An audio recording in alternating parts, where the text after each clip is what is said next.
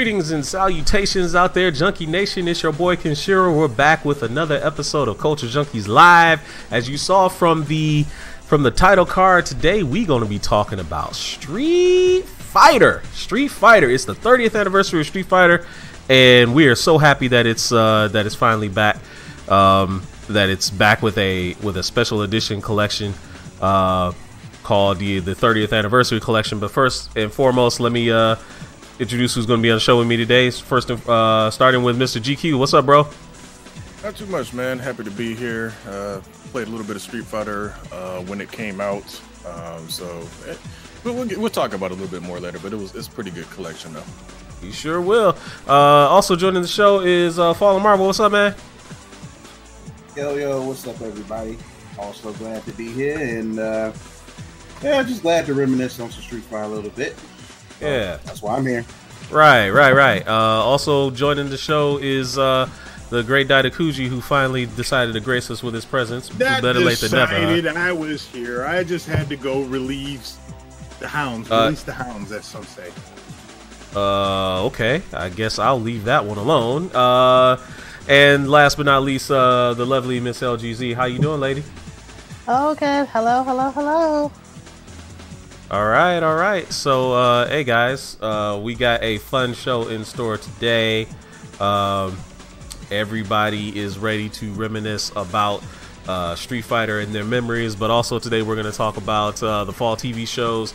All the season finales have aired, and we're going to go ahead and give our grades for those shows. And we were kind of disappointed by quite a few of them, but some of them actually did manage to shine through. Yeah,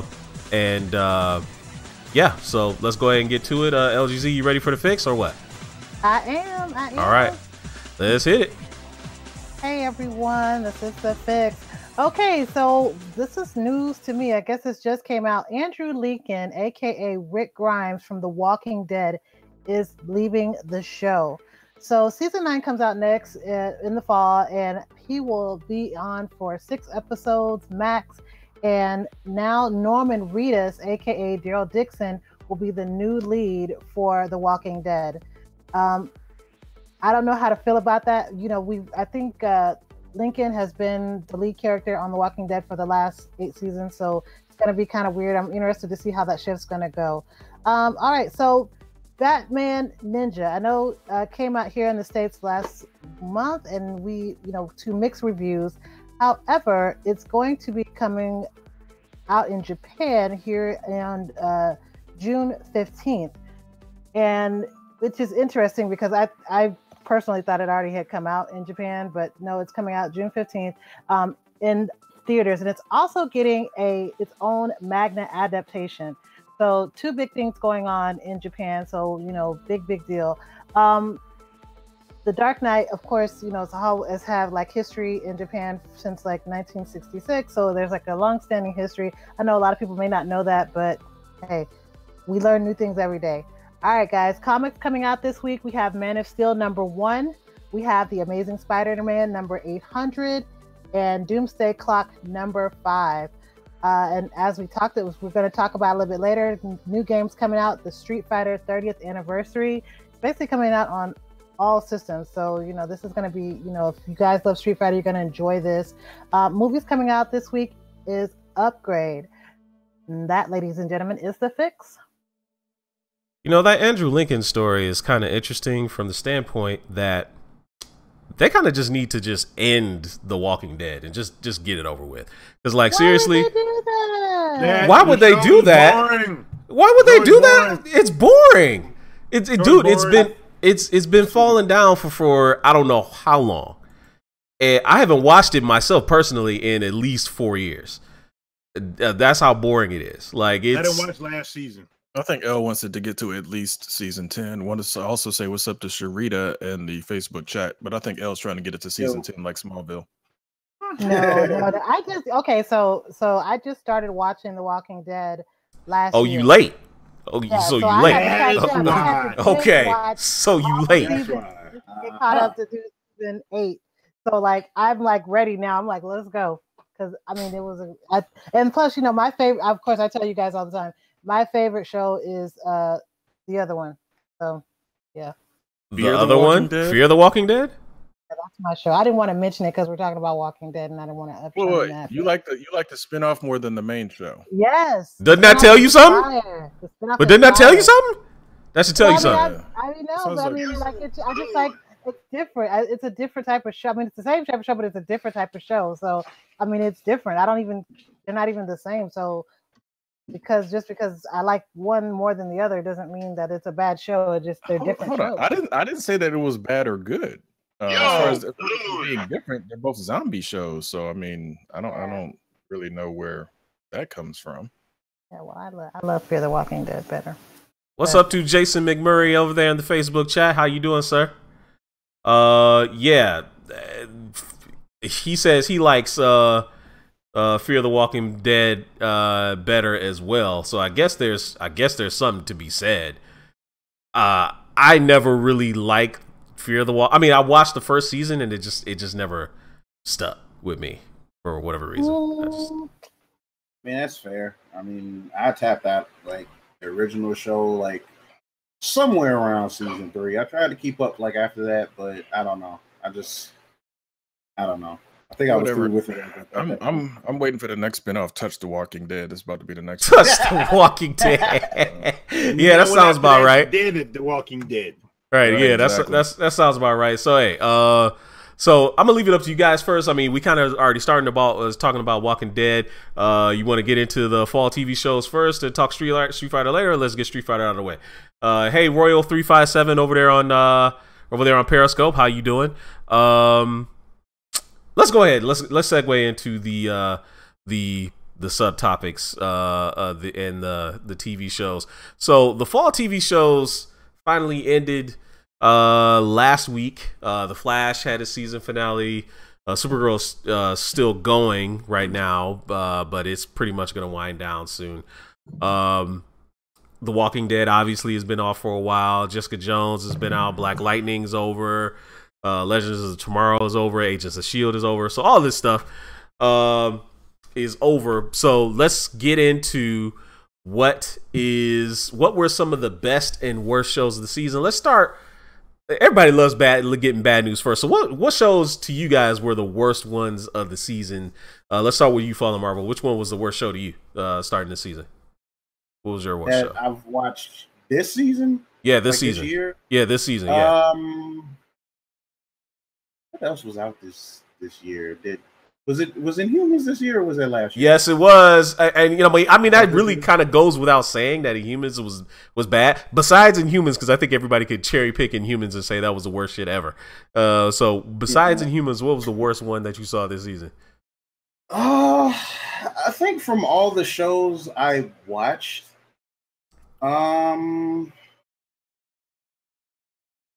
like it's kind of like a C- to me, but I'm probably gonna say Iron Fist. Really? If that was, yeah, like it's more considered a fall show. I mean, not really. It's kind of not really considered a fall show, but I'm more really on the fact that he gave it a C-. Most people would give it like a D. I mean, He's being generous. I am. I'm not gonna lie, I am. I think it's just because that it has a common denominator why it was bad, and that was the showrunner. So it's like there were some aspects of the show that were fine, that it actually brought it up a little.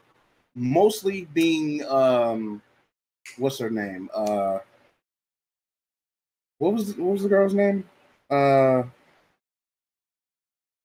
other daughter of the dragon. What is the other one? What's her name? Colleen? I keep forgetting.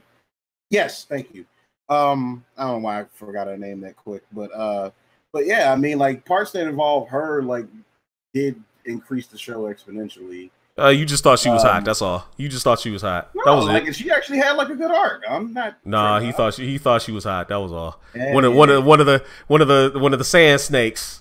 Yeah, one of the sand snakes. Yeah. He thought she was hot. GQ, what was the worst show to you this fall? Worst show this fall was The Flash. Oh, okay. All right. So let's talk about that. Why was The Flash the worst show to you? Because they figure if they can't add more speedster villains, they're gonna add more speedster characters, and that's getting old and that's getting really annoying and boring. Are we talking about the lovely Iris West Allen turning into a speedster? Is that what's kind of Yes, got you? sir. Yeah, Yes, sir. yeah, that was. It's like, because to me, it's like, look, if I get it, he's fast. We all understand that, and it's like realistically, like Dido says, nobody should really be able to beat the character. But since it's a TV show, you got to do something. Just like Superman is so freaking overpowered that you got to do something, because otherwise each episode will be over in like 2 minutes or less. Right. So it's like, if you keep turning characters into, it's like, okay, they're doing Oprah. It's like, you get a power and you get a power, and it's just like, when are you gonna leave any regular people on the show? So it's like his entire team isn't made up of also other powered characters. You may as well just do a Justice League. Because it's like you're getting to that point where it's like everybody on his squad is going to have a power eventually. And it's just like, okay, why do we need you necessarily, Barry? We'll go out and fight crime on our own, and you sit back and chill, or you go do something else with the actual Justice League. I don't know. That's what, to me, it's like they're writing themselves into a corner, because eventually it's going to get to a point where it's just like, why even bother if everybody has powers? What makes the Flash so special besides the fact that he's fast? Oh, wait, Iris is fast too.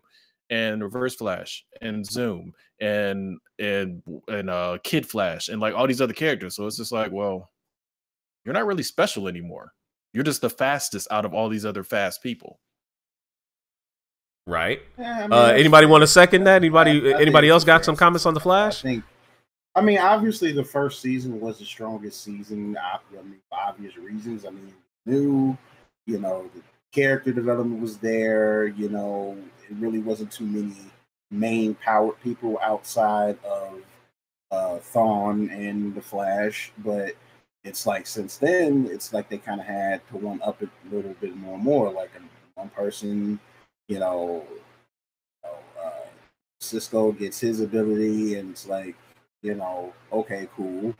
And then Caitlin gets hers, and so on and so forth. And I mean, it's like, I get it. I wouldn't go as far as to say it's the worst finale this season, but I mean, I definitely had some gripes about the show, because especially going toward like the middle of the season, it started kind of going into very weird territory to where like I didn't understand what was happening and why. But the Iris getting the Speed Force was a little like, y'all now y'all trying to take the "We Are the Flash" thing a little literally. I don't know how I feel about that. Yeah, I wasn't. I have to admit, I wasn't feeling that it's either. It's a jump the shark moment, because, okay, for example, a lot of people know that I like Smallville, the original Smallville run. I thought it was really good. Like, even all 10 seasons, first seasons, as most shows, you got to find your legs, find your footing. Smallville didn't really get interesting until the third season, honestly. Agreed. But eventually, further down the line, they got to a point where it's like, okay, Clark's not going to be Superman because of contract or whatever the hell was going on with that. But let's give Lana powers for an episode. It was just like, yeah. And of course, that Kryptonite Monster of the Week thing was getting old. This is all you got left, is we can't think of anything else. Let's give his girlfriend powers so they can actually have sex or something. It's just like, it was just that was the excuse. I remember. Like, dude, are y'all really true out of? I don't know how long the Flash has been around. He's not as long. He doesn't have as long a lineage as Batman and Superman, obviously. But right. He's been around for a long ass time.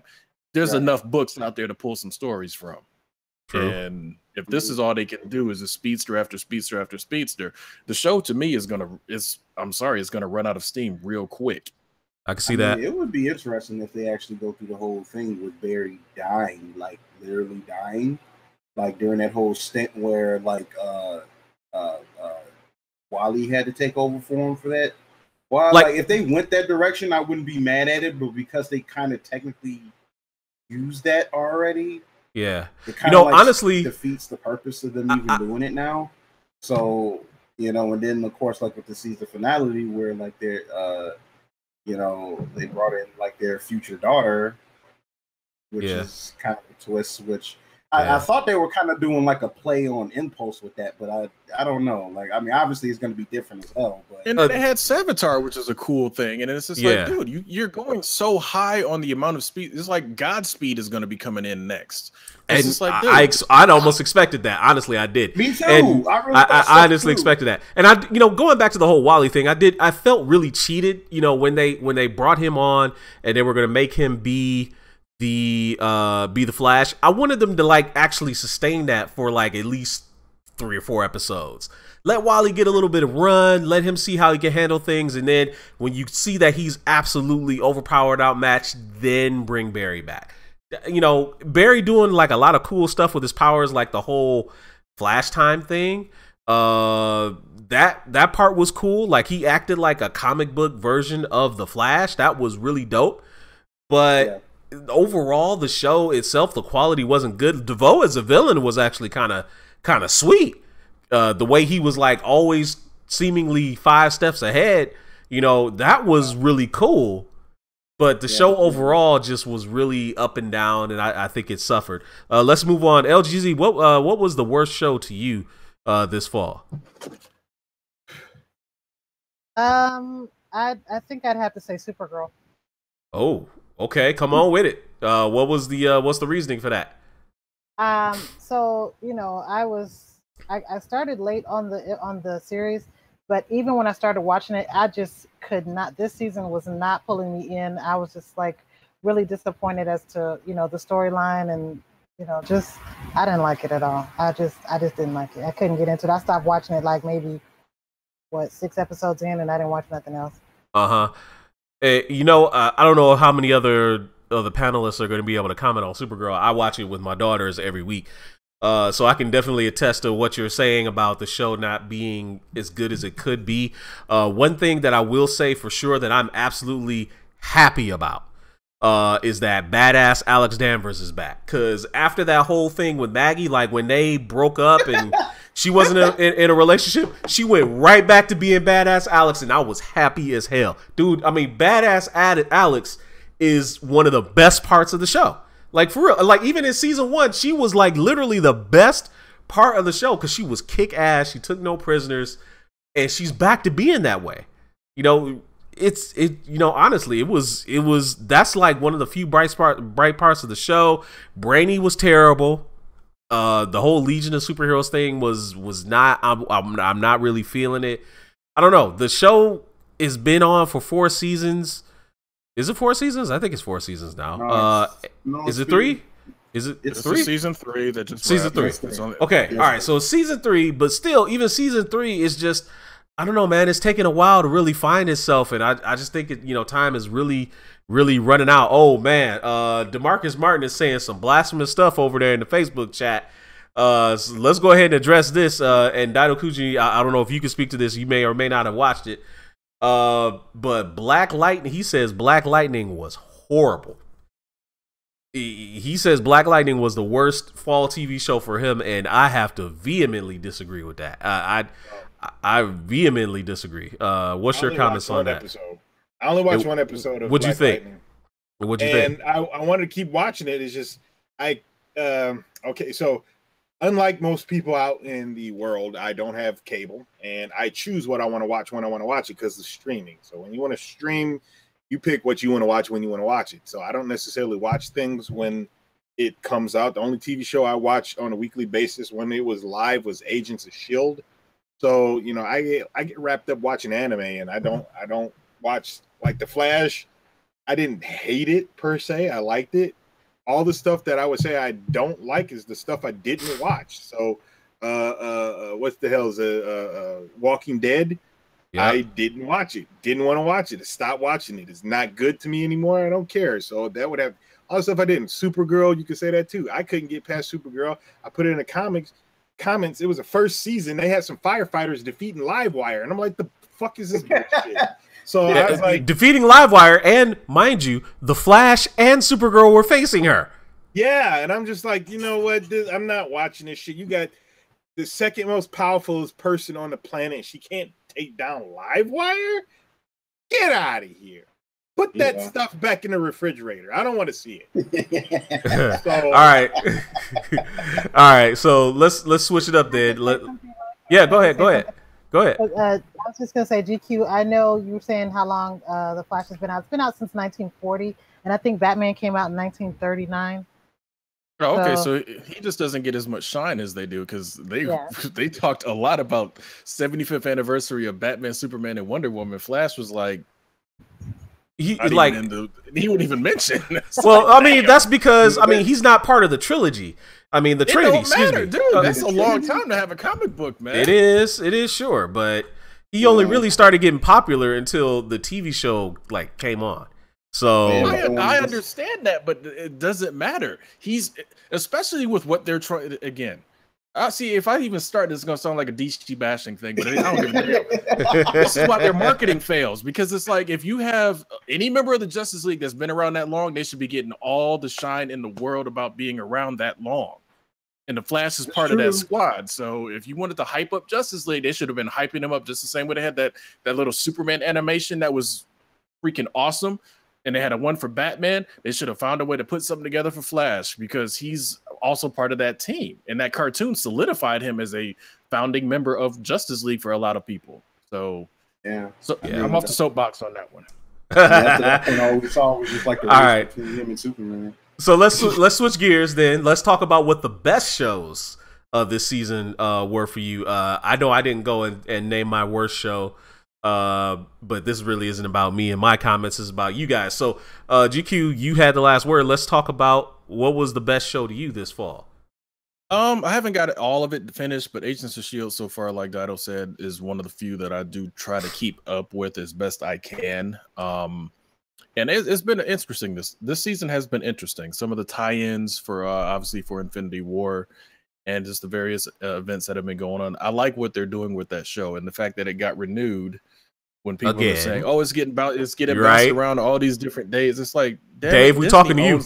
Disney owns the network, man. If they want that show on, they'll be like, "Look, we got an hour on this particular day, this particular time slot. Put it on there. Put it in." But the ratings, it's like. But the ratings, it's gonna be canceled. They pull an Emperor Palpatine and be like, "I will make it rated high." I don't even care. It's like this show serves. Right, it's like this show serves a purpose, and boom, here it is. It's getting renewed. So I don't know why people don't understand that, man. Yeah. Sunday at 2:30 p.m. Like what? Turn around like Debo, like what ratings? Right, exactly. Yeah, man. Yeah. So Agents of S.H.I.E.L.D. was is GQ's favorite of this season. What about you, LGZ? What was your favorite? I would say it would probably be a toss-up between Agents of S.H.I.E.L.D. and The Flash. Okay. So let's briefly talk about Agents of S.H.I.E.L.D. and I want to hear your reasonings for why The Flash was like your favorite, because I saw your comments, but go ahead, talk about both of them. Agents of S.H.I.E.L.D. first, which one? So Agents of S.H.I.E.L.D. is just a great show. Like, it's very well written. Like, I mean, it's different. I mean, even though it's not on the same network as, because it's Marvel versus DC, but man, It is really well written and it's a really good show. And at first, I'm not going to lie, when they started off in space, I was like, what is this bullshit? Like, I was very pessimistic about it, but they really pulled that shit out of their ass. It was really good this weekend, this season. The only thing I didn't like is at the end. Can we talk spoilers or no? No, let's not do that. Let's not do that. Okay. Make it generically mild if you can. Yeah. The whole tie-in to Infinity War, like they talked about it, but nothing happened, and I was just like, well, why are you talking about? Okay, it? now see, wait. So wait. Here's a potential reason why. Couple of things. A, the movie just came out. B, the movie got pushed forward, so their schedule and the movie schedules were misaligned, different. Yeah, they were suddenly misaligned. So there's certain things where it's just like, oh wait, hold on, we got to cut that because it just came out. We can't do that. Or that's and again, that's part of the reason why you can't do certain things. Should not have such heavy tie-ins to the films, because that's one of the things you run into. It's just like, like I've always said, the one with Winter Soldier was brilliant. It was literally they ran a small clip from the movie on that episode. The movie came out like later that week. Yep. And then the next week you got to deal with the fallout. It was great. It was but it's like in this shows why you can't always do that, because again, if the film schedule gets pushed, that leaves you in limbo. So that's why again, they can do mentions and various things like that because they already know what's basically there. But major, huge, giant tie-ins, you can't always rely on that, because if anything changes, that screws up your season.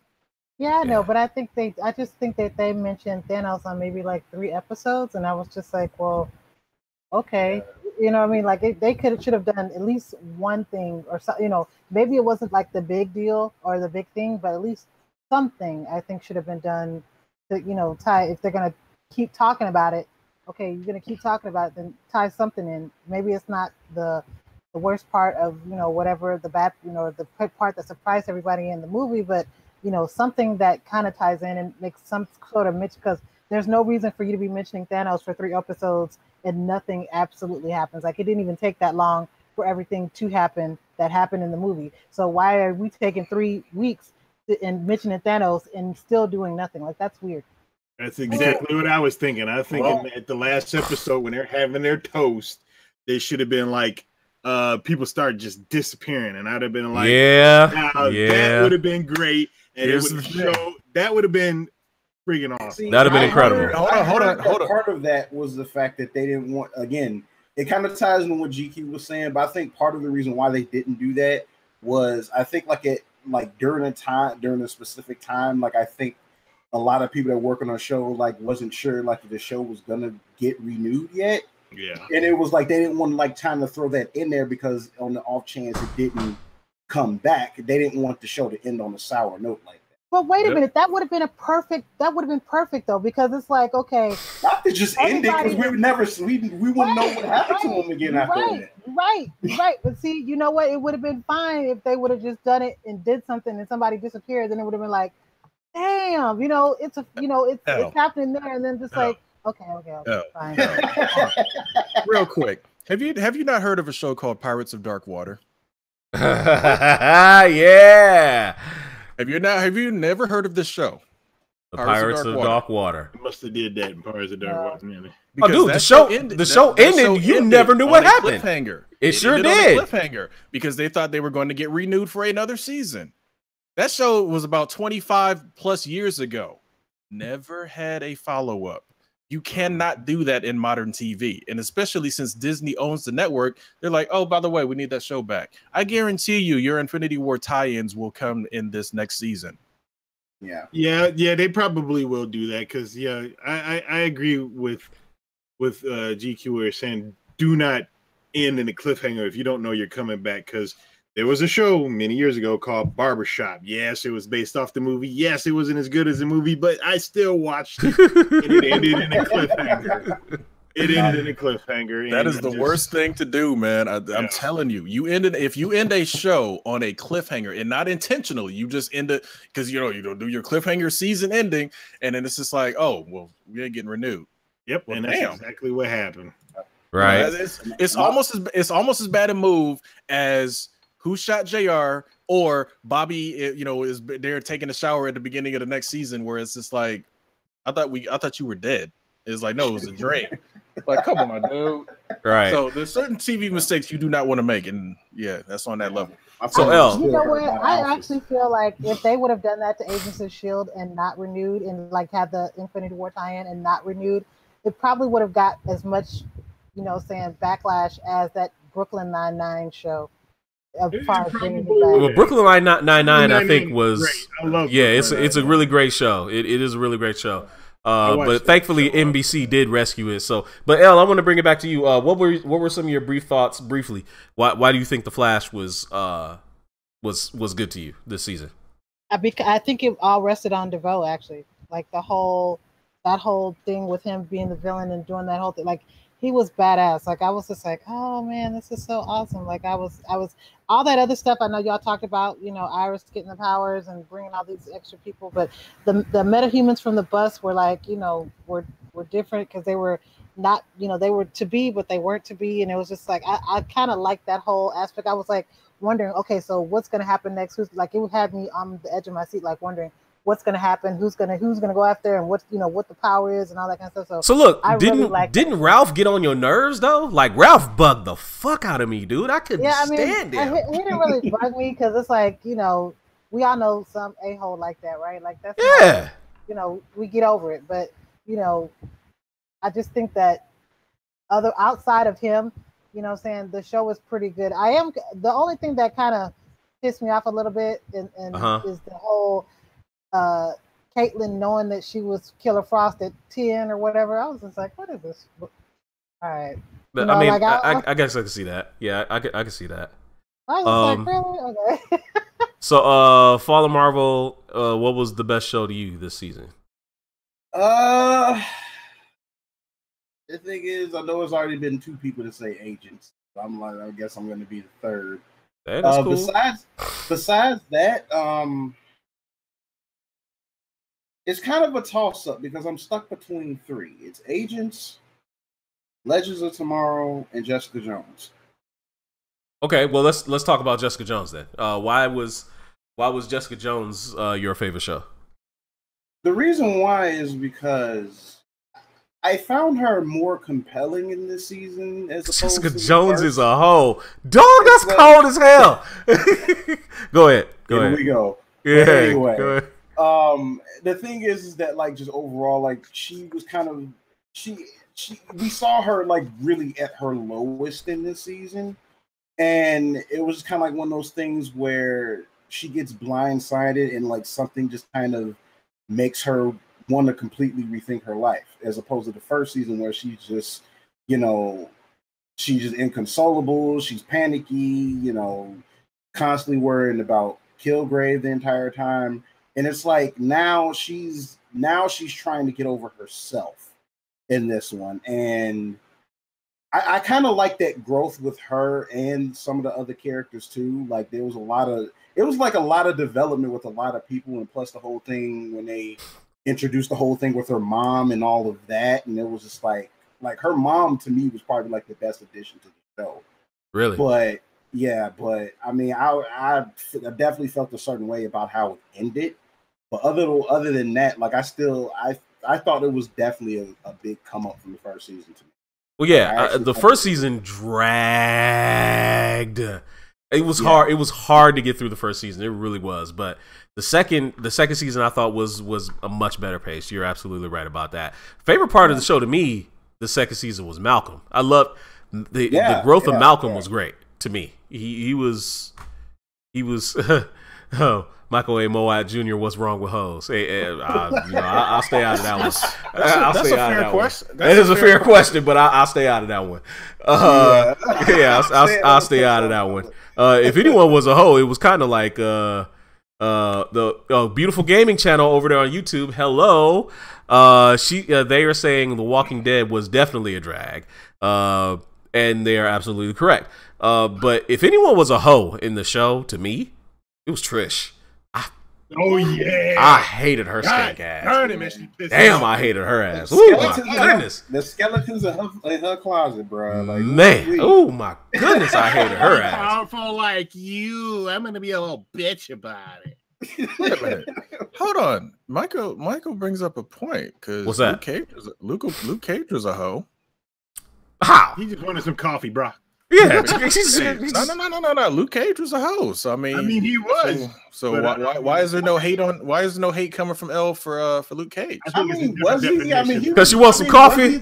She liked that. She liked that dark coffee. Like, he kind of was trying to like start things with folks he was with, though. It's like until he found out they was on bullshit. Where it was like, nah, kick rocks. Because I remember, like, was a hoe. I mean, I don't know, like. To me, I thought he just kept like just running into like no good ass. Whatever, y'all trying to justify it. All of a sudden, now there's a dude there getting some, and now it's okay. Now, anytime there's a woman going out there giving it away, she's a hoe or a slut. Oh, look at this guy! He's the champion for women's rights and equality. Look at this guy. What the hell are we talking about? I don't even know what's going on right now. What's going on right now?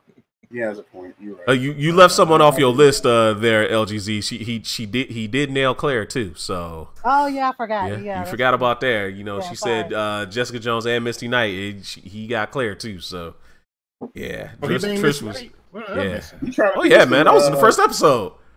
Yep. He's trying to That be was- Mr. Oh Monogamy. Yeah, those are the first. Luke Cage is coming to what's it, next month? The new I one? don't even think Yeah, the next month. episode had been on like 10 minutes before he banged. Dang, no, it was about an hour in. It was about an hour in. Come on, he wasn't moving that fast. Lies. That was in the first episode, in the first like within a couple of minutes of him With leaving. no the club. couple minutes, Oh, Dan. yeah. Come on. Like it was like within like first 10 minutes he Dude. banged her. Dude, they barely got through the names coming up on the credits of who's in the show. And this man was in bed with Misty. I ain't even trying to hear y'all. Man, Wow. y'all was selective memory, man. Oh man, yeah, that's too. The Y'all memory's coming y'all back, so terrible. I can't- I Y'all gotta terrible. refute what I said. So hey, Dido, what? I know you don't watch a lot of TV live, but still, what was your favorite show of the fall TV season? And then we can move on to Street Fighter. All right, I'm going to tell you something. Of course, I'm going to talk about Agents of S.H.I.E.L.D. because that was my number one. I'm not going to go much into it because you guys already did. But my number two was called AP Bio. It's not a friggin' nerdy I've heard a lot show. of people talk about that. Bro, if you are a fan of friggin' It's Always Sunny in Philadelphia, what the hell is his name? He plays Dennis in Always Sunny in Philadelphia. I can't think of his name right now. It's leaving me. I have a computer in front of me, but I'm not going to look for it right now. But it's called AP Bio. It's a friggin' about a professor of philosophy who can't get a job in any university, graduated from Harvard, taught at Harvard, and he gets basically kicked out of tenure for doing something dumb, has to teach AP Bio in a Toledo high school. And he's basically saying, I'm not teaching you guys That's random. jack shit. So you Toledo? can throw away your books. I ain't teaching nothing. The whole season is him trying to get revenge on the dude that took his dream job by being a freaking the director of philosophy for Stanford University. And he's trying to get these smart kids to help him seek out revenge on this guy. And it's so friggin' hilarious. It's like that was my second favorite show that I the whole entire season was only 13 episodes and it was on Hulu, so I ended up watching just back to back every single episode, and I thought it was friggin' just amazing. It's a pretty fun comedy. If you got Hulu, check it out. AP Bio. If you like Dennis from It's Always Sunny in Philadelphia, the character is similar, except for he's not as much of an asshole. He does have kind of a heart, but he's almost the same type of guy, and I liked it. Wait. So he was a professor of philosophy at Harvard or something like that? Yeah, he graduated at Harvard, and I think he taught at Harvard. And he got into a fight with some old guy, and the old guy, was a video on the internet, was like choking him out. So he basically got kind of like canned or whatever, and no other university would hire him because of what he did. And then the only job he can get was his hometown in Toledo, Ohio, teaching AP Bio. But again, like these are the smart in this high school. And he says, I'm not teaching you anything. This is not, you can throw your books away because we're just going to be here. And he's trying to get them to help him get revenge on him. And some of the kids go for it and they catfish him. And it's just like, they don't catfish the professor, they catfish his rival. And it's freaking fucking hilarious, dude. I love it. I would sit and watch it. I would watch it again because I thought it was great. That sounds interesting, but a message to all you philosophy majors out there. You graduated with a degree in philosophy, you can think deep thoughts about being unemployed. Right? So all you could be is a professor. That's basically it. Is you just teach you. What other job you gonna get? Just right. Talk. But I thought it was freaking hilarious, and I recommend that show after Agents of S.H.I.E.L.D. because this last season I thought was dope. And exactly what L said, LGZ, I wish it was a little bit more tie-in. I get why they did it, didn't do it. But I was hoping just in the last episode, just give me, they mentioned Thanos' name by name. And I was like, shit, they mentioned his name. They mentioned what's going on in New York. That's all you gonna get though. And that was it. That's all you gonna get. Oh. That's all you gonna get. You're not gonna get more than that. And people really kind of need to stop looking for more because it's just not gonna happen. It's not gonna happen. They don't have a budget for it, and it's just not gonna happen. So anyway, let's move on to the next topic. But I'm a little surprised. Like none of you guys mentioned The Gifted over on Fox. I know that was like first season new X-Men show. A lot of people really liked it. Nobody really mentioned it. Nobody talked about Black Lightning, and Black Lightning was probably my favorite show. Just because of the way I love the way they portrayed the strong black superhero family. A lot of people called it corny, and some people, I guess, I can see where they're coming from, like because they like their superheroes, like especially black superheroes. They love them probably to be like really hood and stuff like that. And I just that's not who Black Lightning is or has ever been. So, you know, I thought it was just very true to the character. I thought it was just really, really, really, really well done. The season ended on a very, very high note, and going into next season, I think it's going to be even better. Nobody also mentioned Legion, which is another Didn't watch it. very favorite show of a lot of people. A lot of people really talk highly about Legion, and I guess I should really check it out one of these days. Michael A. Mowat Jr., I would love to hear why you think Black Lightning was terrible. I disagree, but you know, I don't know. I don't understand. Beautiful Gaming Channel says Last Man on Earth was her favorite. Too bad it's been canceled and it's not going to be there anymore. But yeah, and Krypton also was something else a lot of people liked and was kind of surprised by people of it. But probably, oh, you know what? Michael A. Mowat Jr. brings up one that nobody mentioned, and it did come out last fall. The Punisher. None of y'all mention that. Why did none of y'all mention that? that? Yeah, The Punisher was good. dope. See, That was so Trying dope. to forget That about was- that stuff. That though. was technically like the fall drop. So I Yeah, don't know that why was I think about so dope. So dope. Well, Yeah. Punisher was good, and it was also depressing for a lot of people. But Oh yeah, it was. I mean, I guess. They hit. I'm not in the military, but I felt for that dude that was having that PS. Yeah, me too. I really did felt too. for him. I was like, I wow. did too. They really. I mean, they he really was- put it Yeah, in there. they And went you know there. what? Like, You know, there's always dudes like that one dude that was in that the therapy group, the one that loves talking big shit and is really ain't about that life. You know, Right. remember that dude Yeah. that was like egging that kid on and making him Yeah. go all Yeah. crazy and stuff like that. We always know that there's dudes out there like that for real. Love talking big game, saying, "Oh, I was this, I was that." Turns out they wasn't shit. So yeah, Right. you know that was yeah. to me, though, The Gifted is just Heroes 2.0. Yeah, I can see that. it Actually, is. I can see that. Gifted I has can a really see that. lot- Yeah, The Gifted has a lot of callbacks to the way Heroes was structured. It's like you got Yeah. the dad that works at the government that has two kids that happen to be mutants that he has to protect, but like not take in. And it's like, come on, dude. This is just Heroes again, but you Yeah. just put mutants on it instead of. Like Yeah. my whole thing with that show, I thought it was good. I just think like at the last episode, like the switch was a little too fast for me.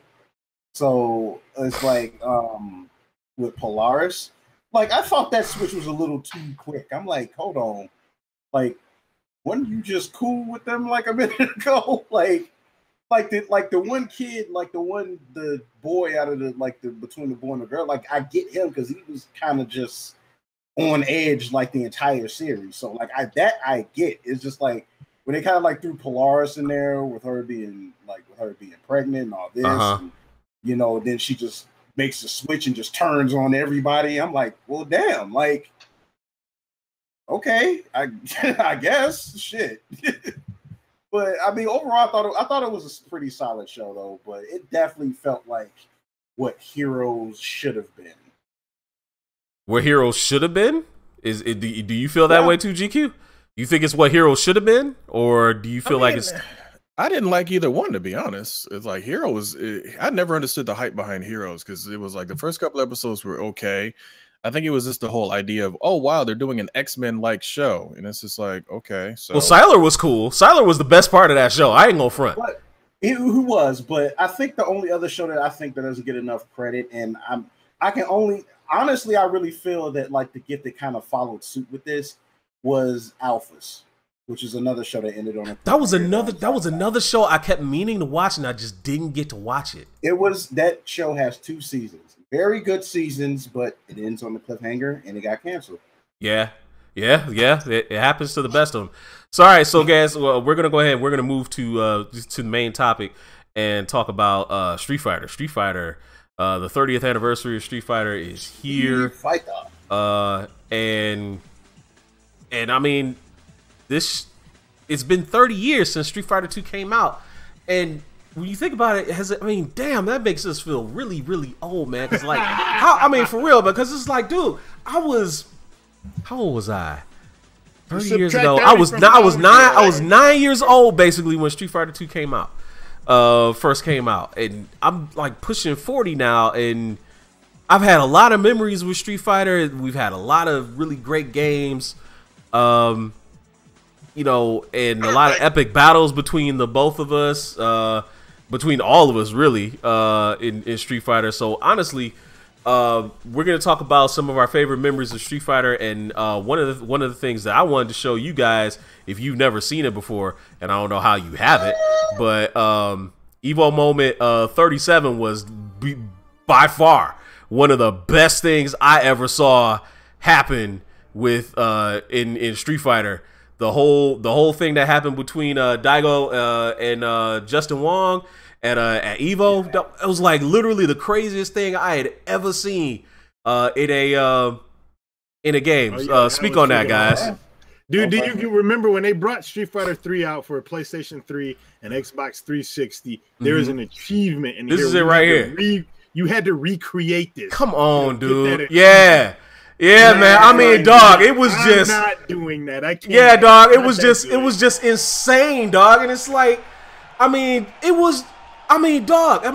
That moment right there was just like speaks all to the skill. Like that's how good these guys got. And like when Street Fighter first came out, GQ, you can speak to this too. When Street Fighter first came out, the control system really wasn't all that good in the first game. Not like for Street Fighter, no. For Street Fighter, the original Street Fighter, the control system was not all that good. What was it? It was 2 buttons, punch, kick.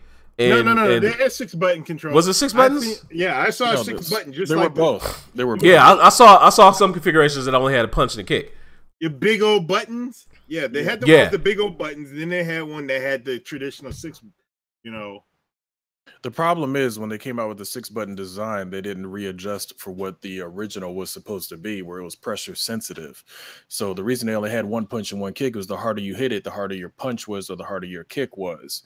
When they brought out the 6-button configuration, they didn't take that into account. And even though, yes, you had 6 buttons, and this is something they still didn't even fix on the collection, even though, yes, you had 6 buttons, each one didn't necessarily respond the way it was supposed to. So you did the motion and hit the button and it didn't work.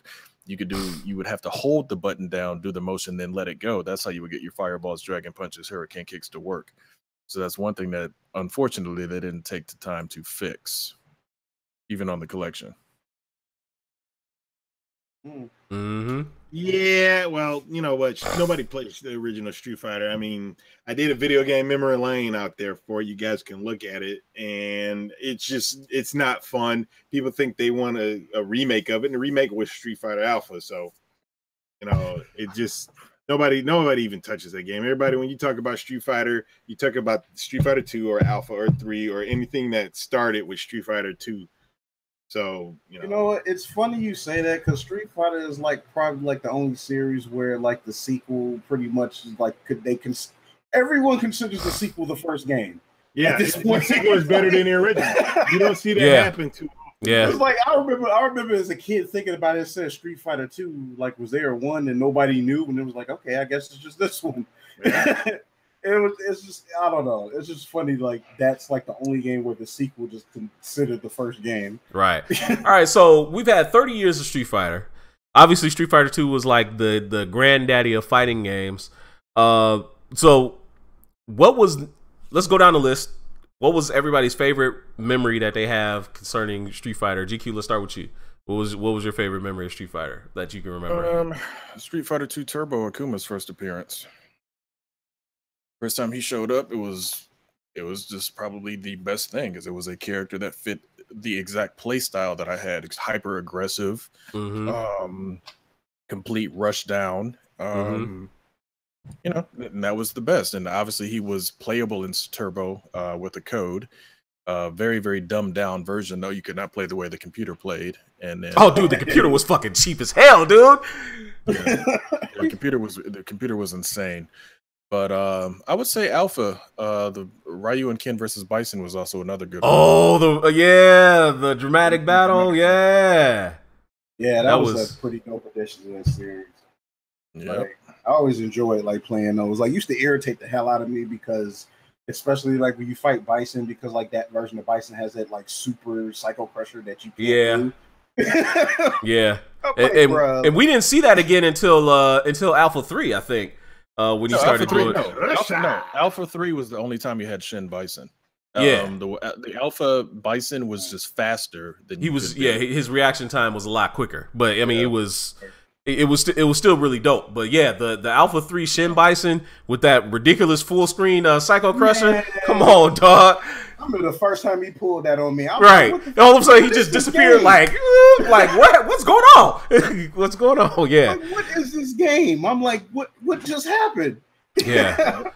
Fallen Marvel. So that was obviously yours, right? The Shin Bison at Alpha 3. Was that your favorite moment? Fallen Marvel? It's among the top, but not my absolute favorite. What's yours? Honestly, I have to say, and it counts. Like, I believe it was the first time I played Marvel Superheroes versus Street Fighter. Okay. And I know that like it, you know, he had Marvel vs. Capcom to come after it, which was a better game, but it was something that was how I got introduced to the Street Fighter crossover games. You know, and that was actually like that was your first. Like, as far as like not my very first Street Fighter game, but as far as no, I mean like the crossovers. So you missed X-Men versus Street Fighter too? A little bit. Like, I only played it on arcade once, but I never really got into it because I never saw it again. Wow, okay. But like, I just happened to come across it, and it's ironic because like I remember the first time I ever bought my own video games with my own money. 3 of them were Capcom games. That was one. The second was Rival Schools, and the third was Street Fighter EX plus Alpha. Bought all 3 of those on my 13th birthday, and spent like $130. My mother was like so pissed off at me, but it was bad. But like the Marvel Super vs. Street Fighter crossover, like that kind of helped me learn a little bit more about like the comic book side in addition to the Street Fighter side. So it was like, because at the time, like, I hated Captain America as a character, but then I played him and I was like, he's actually kind of dope. And, you know, so on and so forth. So it's like the clashing of like the 2 different properties. Like, that's still, to me, is like my all-time favorite Capcom game.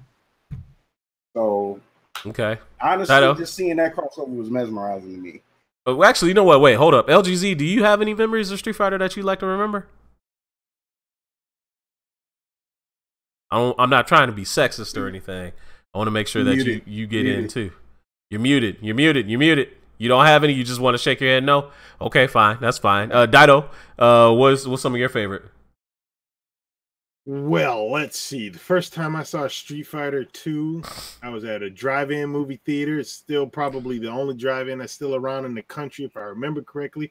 Is it Ford, Wyoming? Ford, Wyoming. Yes, it is. Yeah, I believe that's where I saw it, and I was like, man, that game looks cool. It looks pretty easy. I should be able to play that. No, it wasn't easy. And I think I fell in love with it there, and that was one memory. Another memory was when Street Fighter Alpha 2 came out. Now, don't get me wrong, I love Street Fighter Alpha.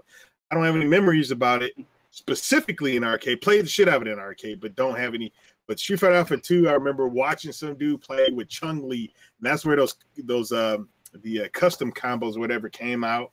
And he freaking did this custom combo and finished it off with her friggin' taunt. And it was just like, go Monet, and hit him with the bam like that. And I was like, oh shit, that was like friggin' that stuck in my head for forever. And a video game memory lane out there, you guys on Facebook, you can watch them. I'm gonna upload these things to YouTube pretty soon. Where my first game that I got for my PlayStation, original PlayStation, in 1996. Now, mind you, I didn't get my PlayStation in 95 like some people didn't get it on 9995. I got it on 3/13/96, and it was Street Fighter Alpha. And I played the living crap out of that game.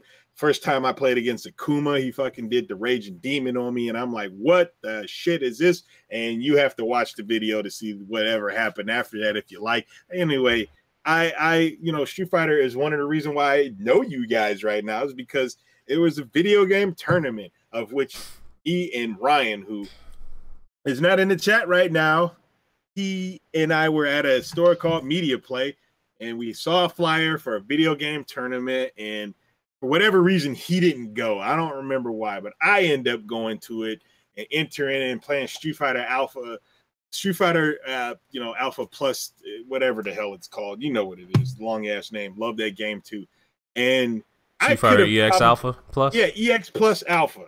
EX Plus Alpha, yeah. Could have won, but I'm trying to finish this asshole off with, being flashy. After that, I learned in fighting games, you don't be flashy. You just beat somebody. Who gives a shit about a super?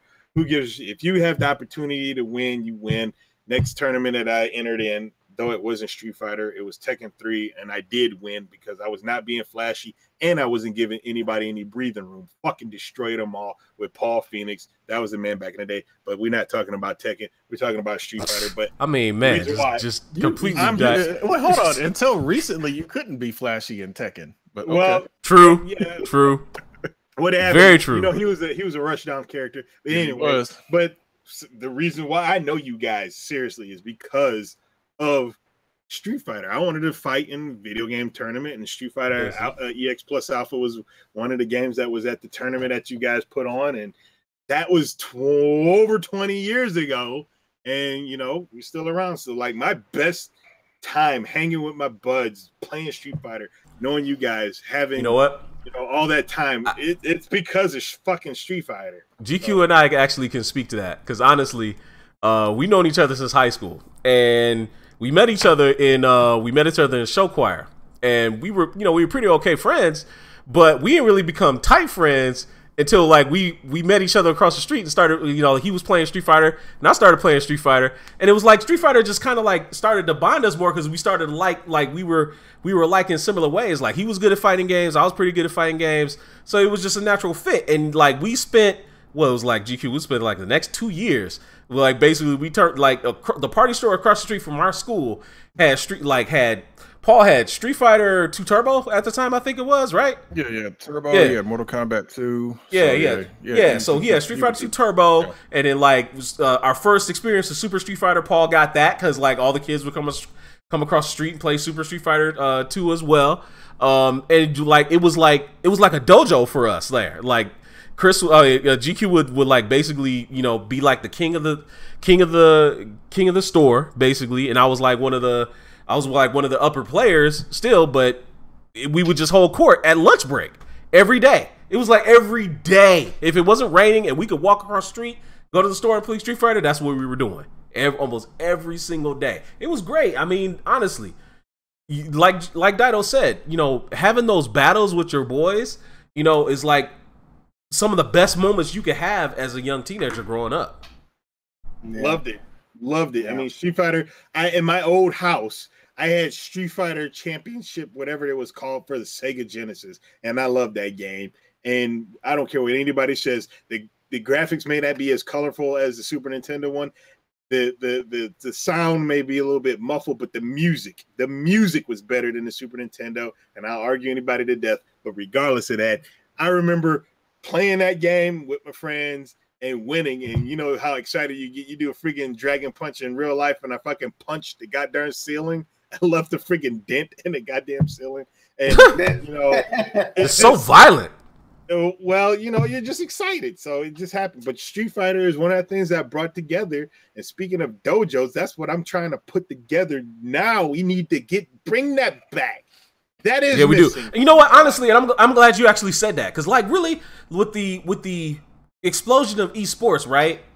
Like remember back in the day, like when we were like going back and forth, like what? I just don't understand how is it that fighting games didn't really launch the esports revolution, because like really, I mean, it was first, and Evo has been out for a long time. There's been other fighting game tournaments, but it never really got mainstream like StarCraft did, like Overwatch has, like Counter-Strike, CS:GO basically has. I don't understand. Pretty big. It's pretty friggin' big. You got Capcom Cup. You look on Twitch. Yeah, but it's still not as big as Overwatch League and like the others, man. You know what I mean? How many people can play a fighting game at one time? Two, but I mean, to me, that's how many people can play Overwatch at one time. I mean, I hear it. It's numbers. I get that, but still, I mean, to me, I mean, and maybe it's just me because I look at it as Overwatch. I'm not trying to denigrate anybody that plays Overwatch or first person shooters, but the skill level needed to play a fighting game at a high level is so unique. It's so person to person. Like, you'll never run across someone that plays a fighting game the same way. Like, everybody's individual. With fighting games, right? Here's the thing, though. You're making the argument as to why it actually didn't get as big, but it's not as big as the other ones because the skill level is such a specialized high thing. Not anybody, but most people can play a first-person shooter because the skill set pretty much translates across all of them. Right. If you take a Tekken player, a super high level Tekken player, and a super high level Street Fighter player, and tell them, okay, flip flop, and you play each other's games, I guarantee you it'll be the funniest shit you see, unless that Tekken player plays a lot of Street Fighter in his spare time, and vice versa, because the skill sets don't translate. They don't translate across games. They just don't. A really good Tekken player is not going to walk into Blaze Blue and be able to wreck shop. You just can't, because they're completely different games. Now, granted, the whole idea is beat them until they don't have any life bar left. Fine, that's the same. That's the one universal thing across the board in fighting games. But you got your different skill sets, your EX moves, your super meters, all your different tech for each type of fighting game. Fighting games are so specialized. That's why it's like you got NBA, NFL. You got to be a certain level of good to get to that. Same thing with fighting games. The other games like Overwatch and all that, if you played Call of Duty, you could probably jump into Overwatch to get an idea of how to play it and be pretty decent, because it plays very similar to the other stuff. Fighting games are way too specialized. Yeah, point and shoot. Yeah. Maybe, and perhaps the learning curve. And perhaps that's why me personally, I just don't get into the hype behind like Overwatch and Call of Duty and stuff like that. It's like I just don't. I can appreciate people's individual skill. Pointing and clicking. I'm sorry. I guess I just can't. I can't get with that. That's just me, I guess. though.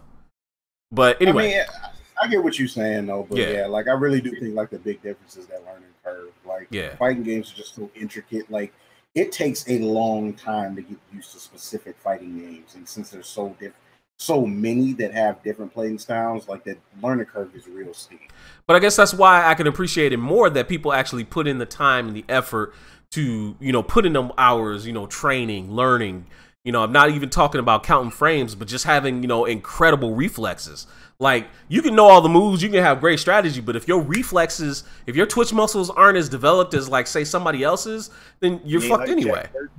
Yeah, you're fucked anyway. So it's just like, literally, those things do come into play. Input command, the accuracy of the input commands that you put in. I mean, it's just, I don't know. It's just, I don't know. Maybe I'm just wired differently, and I don't know. I guess. So anyway, let's flip the script in. What's everybody's favorite game in the entire 30-year series of Street Fighter? What's your favorite game? That's hard to say. Which one? It's easy for me. It's hard to say because I like Street Fighter 2. When I say Street Fighter 2, I'm encompassing all of the Street Fighter 2, Turbo, blah blah blah. Right. Okay. And Alpha, I'm going to do the same thing. 3, I'm not going to specify, each one. I like playing Street Fighter. I mean, it's kind of hard to say. I'm probably not a big fan of the Versus series because for whatever reason, I just can't. That one was way different than the other ones, and it just for whatever reason, I just could never compete with the Versus series as much as I could with the non-Versus series. If it was a non-Versus series, I could hold my own. And the Versus series, for whatever reason, I just couldn't. I don't know what it was. I just was it? Maybe it's possibly it's because of the pace, because the Versus series were a lot faster, a lot less technical. You know, it was more about combos than it was about strategy than anything else. It could be. That was just probably because I try. And when I went back, because I own, you know, X-Men versus Street Fighter, Marvel versus Street Fighter. I have them both on my Sega Saturn, and those are before they switched to the 4-button of Marvel versus Capcom 2. I also have Marvel versus Capcom 1. But regardless, I'm trying the 6-button ones, and like 2 is easier. Marvel versus Capcom 2 is easier to do combos than X-Men versus Street Fighter, Marvel Superheroes versus Street Fighter. And despite what you guys think, and I know as much as you didn't like it, I kind of liked Ultimate Marvel vs. Capcom 3 and Marvel vs. I knew he was gonna say that. I knew you were gonna be because you're freaking trying to hold me on my decision. It was a lot easier to pick up and play than the other ones, and like you say, it was not about the strategy. It was not about it. It was not. I remember you being like that for Marvel vs. Capcom 2 as well. So I don't want to hear that crap. Marvel vs. Capcom 2 dropped out. Oh my God. No, he's right. No, he's right. He's right. Initially, when they dropped the 6 buttons, I was mad because I was like, you know, because then we had to like kind of like almost relearn a little bit, but I got adapted really quick, so it wasn't as bad. And but like Ultimate man, no. That game is trash. It is not trash. You can pick up and play if you want to freaking do, you know, mad ass combos. You can do that stuff. I particularly like it. Now I didn't play Infinite and I played it at the last fight night, and it was like okay. And I have no reason to really buy Infinite unless I can find it for $20 or less. But cheaper, you can find it for $20. I gotta wait till next year. You know that, right? I can't. Yeah. I'm not buying Yeah. So by that time, ain't nobody playing them. There's no point me even it until we get our dojo up and running, where we can actually throw down and have these tournaments. The funny thing is, though, I remember that argument about the 6-button versus 4-button. The only reason I was mad about it because I made up a whole bunch of Wolverine combos on X-Men, and you couldn't use them no more. Yeah, you couldn't do them anymore because once you got rid of the 6-button, it became jab and medium are the same button. Yeah. After a certain number of button presses, so I'm like, you completely changed the combos that I created. Yeah. I mean, honestly, for me, the thing is, with any game where you could basically do a combo on somebody forever, like I can't deal with it. I didn't really like Marvel 3 either, to be honest. And I never used Infinites because to me, Infinites and Touch of Death combos to me are garbage. This is like all that means is you can memorize a rhythm. Right, and it's irritating, and that's what makes it irritating. And then Infinite was even worse because like they added like all the extra crap that you can do on top of it. You know, with the Infinity Gem, and then like some other characters like cheap ass like commands you can do and stuff like that, and it got really ridiculous. I'm like, this game ain't even fun. Like, it's like that's the part of it. It's like the game wasn't fun anymore. It's like you know what, y'all can have Infinite. Like, right? I'm over there talking about she likes Tekken. Get her. She over there like Tekken. Tekken whatever. Great. Whatever. And then anybody want to hear that? I can't knock it. All right, so GQ, what was your favorite Street Fighter game? In all honesty, like Hyper Fighting was one of the best of the Street Fighter 2 era, even though Akuma just showed up in Turbo. Alpha 2 was really good because I like custom combos, but Alpha 3 on the home version was probably one of the best ever. Version. Yeah. World Tour mode. And World Tour mode was so fantastic. It's so fantastic. They added so much to that game that made like that's when arcade, like, because again, and Idols always said it, Soul Calibur 2 was probably the best, like better than arcade example. But Alpha 3, that home version of Alpha 3 by comparison to the arcade was like, holy shit, they added a lot of stuff to this game. They really did. So, I mean, really did. That's when we were in like probably the heyday of that. Okay, you got an arcade version, but the home version is about to knock it out the park. So I mean, I think Alpha 3 was probably one of those. But Third Strike to this day is still probably one of my favorites to just play every now and again. That's absolutely mine. Third Strike is my favorite, like, out of all of them. Like, Third Strike is, because, like I said, I can appreciate skill level. That is the most technical of the entire Street Fighter series, and I love it. I love everything about it. It's just great. If you learn how to play really great defense, dude, you can just, as I showed you, Evo Moment 37, that was Street Fighter 3 Third Strike. I mean, if you got your timing down on parrying, you're great. It's just great. I loved it. But Alpha 3 was absolutely my it's like right there. It's like neck and neck. Alpha 3 and Third Strike, those are my favorites. You know, that of the entire Street Fighter series. So about the 30th anniversary collection, GQ, you got it. So exactly what is in it? Like, is it like the home version, or is it basically the arcade perfect version? It's pretty much the arcade versions. It's got the standard thing, because obviously a lot of those games weren't HD. They were 4:3. So you can put the border up, you can make it widescreen, or you can make it quote unquote full screen. With the border, honestly, is the only way to play, because all the games look weird when they're stretched. So I mean, you just kind of leave it with the border on. You could actually turn the border off and just have the 4:3 screen, but I don't like that. It just looks weird. Yeah. You should have an arcade border, so it looks like you're in an arcade. Yeah, that's something they probably should have done. It's a little bare bones, to be honest. I mean, they added a BIOS, for all the characters. You can actually, I guess, do save states, or you can save your games. I haven't tried that yet, because I mean, again, you're running through an arcade game, so it's not like it's like something you need to do. Obviously, you got your versus modes. The funny thing was, though, when I first got it, I had to actually run through the button setup, because the start button is actually on the PS4 is the touchpad. What?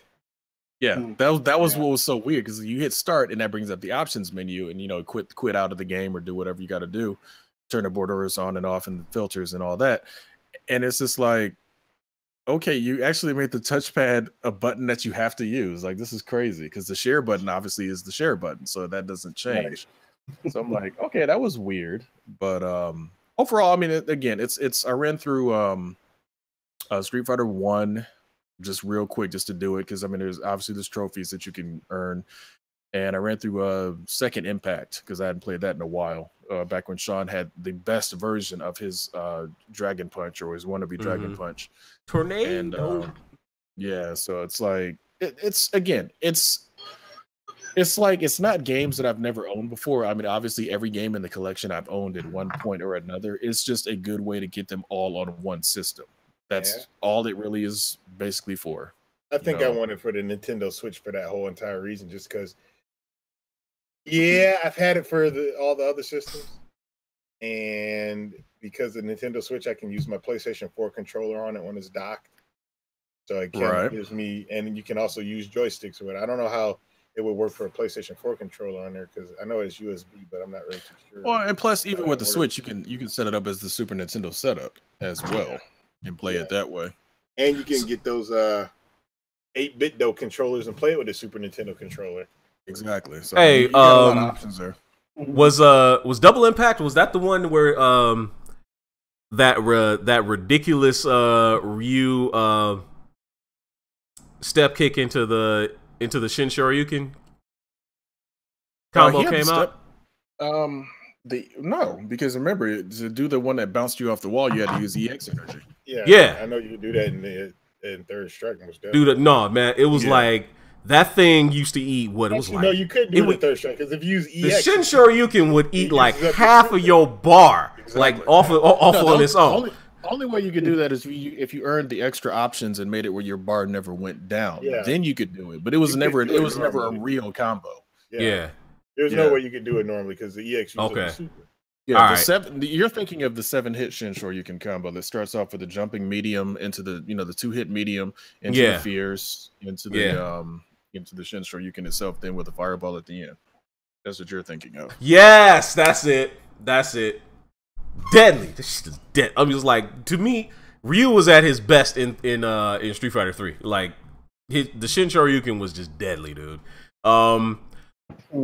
What was everybody's basically? The last thing about the 30th anniversary collection, you can play online, right? Yeah, they got online play even for on part one. Yep, online play for all the Even games. on part one. Part one's so bad though. It's just like Everybody something looking like, that we- who plays one? that's something Right? That's something we should Twitch just for comedy's sake of just like, Dude, this yeah, thing was just- so bad. Yeah, It was just- so just bad, though. set up a private match between ourselves and You know what, this though? is what- We might have to have a rule. Nobody can pick Ryu or Ken. Like, those are the only two people you could pick. What are you talking that's about? right. Shit, that's right. I forgot about that. Oh, that's gonna be fun.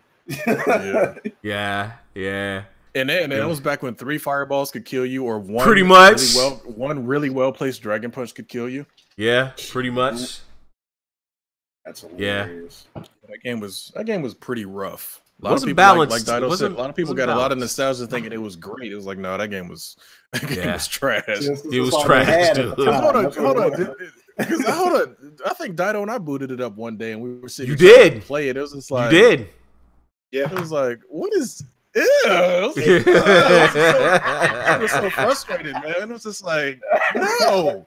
There's Wait a minute. LGZ, the arcade version was not good. It was not Street Fighter good. 1? No, the arcade version was not good. Sorry. When I was a kid, that was the only time I ever got to play Street Fighter was at the arcade at the corner store by my house. Which Street Fighter 1? are you talking? Which one are you I talking think about? it's the original one, the first one. Ain't no way. Ain't no way. But I mean, it was Talking cool. about the I mean, original I was really a kid, stiff so one? It was cool back then. Right. Hold on. This will answer that question right there. Was Chun-Li in the game? I don't think so. Yeah. Wow. The yeah, only no. person and I don't even know this person, was Bishop from Juice. He wrecked shop in that game. No way. Ain't nobody else plays Street Fighter. Wait. Did Ryu have red hair and red shoes? Oh, I don't remember that. Because if that was the case, that was the first game. If not, then you played Street Fighter 2 and you weren't realizing it, because nobody that played 1 and remembers playing 1 ever really calls that game good. Good. Nobody. Sorry. You just no. You gotta go no. back I was and a play kid. it. If you go back and play it, you're gonna see they get their 30th anniversaries out there. If you got one of those Switch, PlayStation 4, Xbox One, you go out there and buy it, play that one, boot it up, and see. Your nostalgia is going to lie to you if it's talking about Street Fighter 1. You're gonna be like, yeah, they could have kept it. Yeah. If they would have retooled it, that would have been great. But Now it's that never game, gonna happen. that game, They oh my moved on goodness. to a more powerful engine. Oh yeah, without a doubt. I mean, and the funny thing is the fact that Final Fight was supposed to be a sequel to that. I'm like, that's just weird. Interesting. So glad that history changed and made it where it was just like, nope, we're actually going to do a game with 8 different people that you can pick from and 4 bosses, and the rest is history. And combos were actually a glitch. Yeah. Yeah, now this the footage that we're playing on screen is actually some a really epic fight that we had on one of our gaming sessions. Who was this? Was this Justin and Drew? Yes. Yes, it was. Who was who? Was Drew? They don't remember. They don't remember. Wow, they don't remember. That's how long ago it was. Yeah, because again, when you had Third Strike at home, all you did was practice different ways to parry, different ways to just like to keep the fight going, and just different ways to just Thanks like for the I'm gonna stop follow. everything you throw. So that's what made it cool. Oh, what's up to Nico in the chat, and Tony Young also in the chat. But yeah, this is what made Street Fighter 3, especially Third Strike, so much fun, because it was just like, it was beyond just, okay, I'm going to do the usual stuff, throw special moves at you. It was like, no, I'm going to stop what you have coming in and nullify your attacks with parries. That's what made that system so much fun, because everybody could parry. It wasn't like the way they did it in 5, where only Ryu, Alex, and Akuma can parry. Yep. Nico brought Killer Instinct up in the chat. Killer Instinct was, I like the original Killer Instinct, the original arcade one. I'm not so I don't really like the reboot as much. Yeah, Killer Instinct 2 wasn't really all that great either, but but the original Killer Instinct was a hell of a lot of fun. It was a Frustrating hell as of a lot of but I fun. had fun playing it. It was frustrating to you? Like it's it depends on who I Whoa. play it with, but like in a lot of cases, like I found it frustrating at times. And it's like I think it's because like the way that you chain the combos together, like in that game, like it was like so intricate to me, like how you chained it together, and like a lot of times I just found it frustrating. But like the only person I wound up playing decent with was Cinder. Yeah. Cinder was interesting because he was a lot of tap forward button combination stuff. I think Cinder was my favorite. Cinder and TJ combo, they were my favorite. But in Street Fighter, wow! I mean, look at this. Look at the technicality in this fight, man. I mean, like the parries were crazy, and this was like late at night too. This wasn't like 11 p.m. or anything. This was like 1 or 2 in the morning or some shit. Like, no, our gaming sessions used to go forever. The part about this is that the freaking recording didn't finish, and we don't know who won. Yeah, because the Dreamcast memory card has a certain limited number of inputs it can take, basically. Yeah, and I was just like, that right there is crazy. And I wish, this right here should get more. I mean, as good as Daigo's thing is, it's probably the best. But just watching, I've never seen a pro fight like this ever. Like where there's a lot of parries. But see, the problem is the pro. Here's the other thing about Street Fighter and fighting games in general that make the pro circuit kind of boring to watch, because everybody's really relying on footsies and trying to get little taps here and there. Yeah, and nobody will go for broke like this because it's not. It's not good strategy to go for broke, and I can understand that, but it's not as much fun to watch a fight where everybody's being super careful and I threw a fireball and I'm going to stay back on the opposite side of the screen and hope move forward a little bit and kick you in the toe and move back again. It's just like, nah, dude, it gets boring. It gets real boring. I should put this on Shirukin's friggin' Facebook page and see what kind of response it gets, and just put epic Street Fighter Third Strike, fight, and just see the response it gets. Yeah. They'll probably be mad as hell because they won't be able to see the ending. Hold on. Tony Young said if you ran across a skilled TJ combo user in Killer Instinct, you'd get worked. And the original one, that was my dude. Saberwolf from my 2 characters. Yeah, him and Saberwolf were the best. Yep.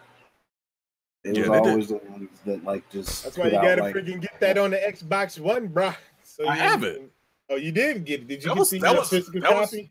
Yeah, that was the only reason I even bought it. Is because they finally came out with the physical copy. Which the worst part is they call it definitive edition, and yet there's still DLC that it doesn't include because they came out with like Shadow Jago or something after that. Yeah, and the dumb thing is, it's a disc. You still got to download everything.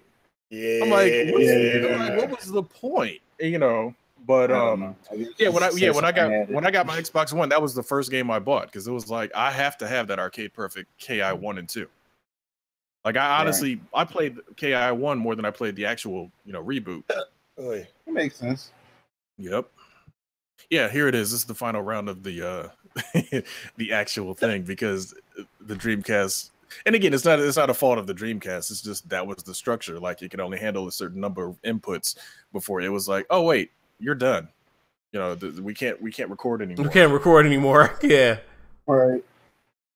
Gosh, those were the days. I want to bring that back. That's why pretty soon the Culture Junkies are going to be talking about the dojo and where you guys can come on down and freaking play your heart's content to any game. Actually, that's not a bad name for the entire building / event. The dojo. Come to the dojo and just fight. Yeah. Well, we gotta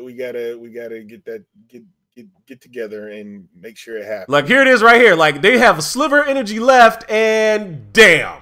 That's it. Like that's how it ends. It's one of them things. Yeah, man.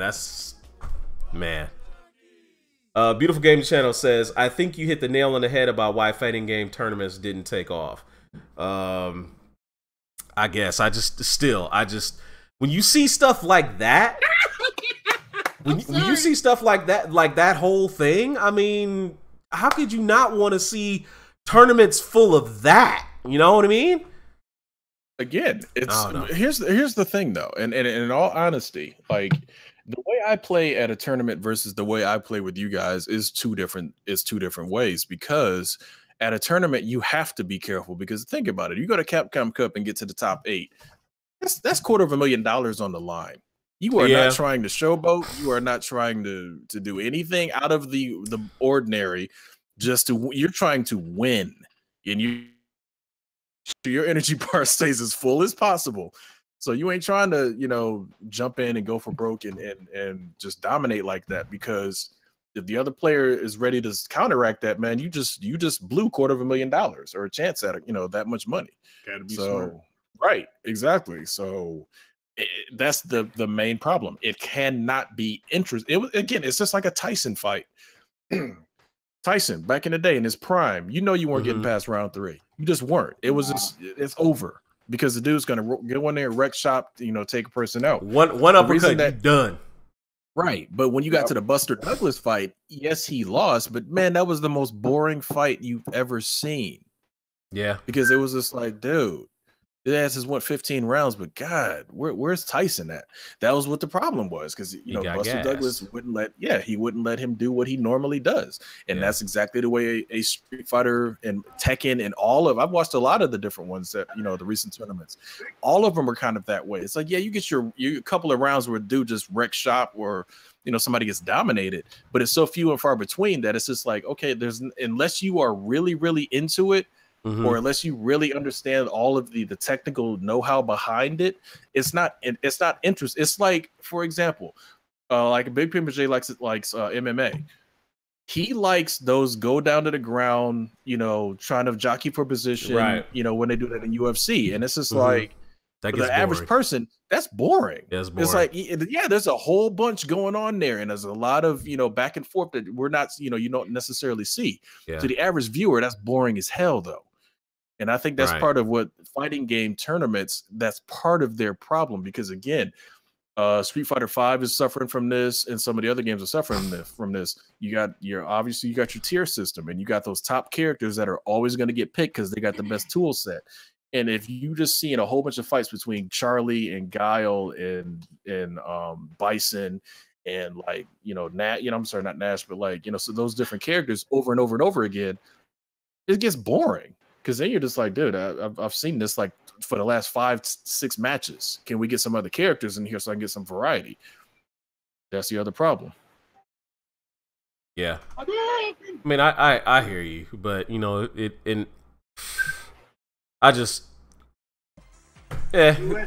been 30 years of Street Fighter, a lot of great memories. Hopefully, we'll get a lot 30. I don't know if we'll get 30 years more of Street Fighter, but we'll see. We'll see. Even though Street Fighter 5, like GQ said, didn't really get off to a great start, and probably still not really, as greatly as finally remember or finally played as the older Street Fighter games. It's still great, and we know there's going to be a Street Fighter 6 at some point, and we're very much looking forward to the next evolution of the granddaddy of all fighting games, basically. And maybe it'll spark a bigger fighting game revolution. Maybe we will get a Virtual Fighter back. Tekken is doing pretty good right now. Killer Instinct is doing good. Dragon Ball Fighters is a great game. You still haven't played that? Wow, man, you need to get on that, man. You need to play that. So getting another Soul Calibur, but let's not forget that if it wasn't for Street Fighter, none of those games probably would really even exist. So, Karate Champ, Champ's the granddaddy of them all. Yeah, absolutely. Granddaddy AM, yes, we mentioned granddaddies because Street Fighter is the granddaddy of them all. But we're gonna go ahead and get ready to get out of here. We had an hour and a half talking about Street Fighter. We also talked about the fall TV movies. If you are joining the show late, give it a few minutes. Catch the replay on Twitch or right here on Facebook, or better yet, join us on our YouTube channel. We would love for you guys to subscribe and check out some of our older videos, including. Thank you very much, Granddaddy AM. We had a really great time entertaining you. But we have a lot of great other other videos over there on the YouTube channel. More content is going to be coming. Like you heard, if you missed it, Great Atakuchi said he's going to start putting up some of his video game memory lanes up there on YouTube. So be sure to watch out for those. Join us back here next week, Wednesday, 9 p.m. Eastern, 8 p.m. Central, for the next episode of Culture Junkies Live. Any last comments before we get out of here, fellas? Not really. Keep on playing them fighting games, man. Oh, you know what? Tony Young just said Samurai Showdown needs to come back. I don't know that. I would look. You know what? I want Bushido Blade. Give me Bushido Blade. Give me a Bushido Blade game. I want that to come back. Samurai Showdown's actually been back a few times. Yeah. Nobody can remember those. Yeah. USSR. Most Right. friggin' SNK games, when they come back, fly underneath the radar, except for King of Fighters, and I don't even think they're playing King of Fighters at the tournament level anymore. No, they're not. No, they're not. Elle's been quiet for the past like forever. Half an hour, almost an hour now. Yeah, she has been. You lose. She napping? She going to sleep? Say bye, Elle. Bye. I'm sorry. My thing is like my computer's acting stupid. Bye, everybody. Invest in a new one. Anyway, guys, we're going to go ahead and get out of here. We hope you enjoyed the show. We'll see you guys next week. Peace out. Bye.